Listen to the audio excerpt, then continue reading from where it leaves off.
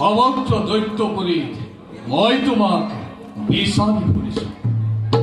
কয়াধু তোমাক বন্দী কৰি নিবলৈ আহিছো মই স্বৰ্গপুৰীলৈ। গতিকে তুমি স্ব ইচ্ছাৰে বন্দিত্ব স্বীকাৰ কৰা কায়াধু। কায়াধু জ্যেষ্ঠ মাতৃ দাদা আপুনি অতি আদৰ ভাতৃ বধুৰ প্ৰতি আজিলে আচৰণ কিয় নাজানো। স্বামী মৰি গৈছে তপস্যাৰ হেতু।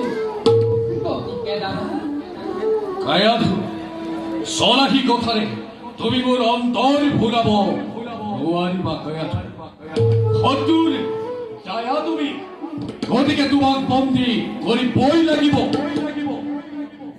আজি এনে অবিশ্বাস কিয় দাদা? মোৰ এনে দুৰ্দশাৰ কথা শুনিলে স্বামীয়ে দেৱকুলত ঘটাব বেখিনি। অন্য কথা দাদা অন্ত সত্য নাৰিবই। স্বামী কায়াধু তোমাৰ স্বামীৰ আৰু নাই জীৱন। তপস্যা গ'ল তেওঁ জবৰ নগৰে কায়াধু আৰু শুনা, তুমি অন্ত সত্তা বুলি জানিহে মই তোমাক বন্দী কৰি নিবলৈ আহিছো স্বৰ্গৰ কাৰাগাৰে।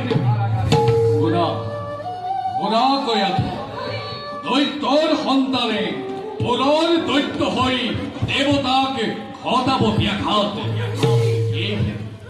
যি মুহূৰ্ততেই তোমাৰ সন্তান গৰ্ভস্থ হব, এই মুহূৰ্ততে তাক মই কৰিম বিনাশ। গতিকে শুনা কায়াধু, তুমি স্ব ইচ্ছাই বন্দিত্ব স্বীকাৰ কৰা। কায়াধু, মোৰ স্বামী মৃত্যু হোৱা নাই। এয়া আপুনি প্ৰলাপ বকিছে। কায়াধু, যাওক, আঁতৰি যাওক মোৰ ওচৰৰ পৰা। মোক উত্তেজিত কৰি নতুলিবা কায়াধু। তুমি স্ব ইচ্ছাই বন্দিত্ব স্বীকাৰ কৰা। যদি মই স্ব-ইচ্ছাই বন্দিত্ব স্বীকাৰ নকৰোঁ, তেতিয়া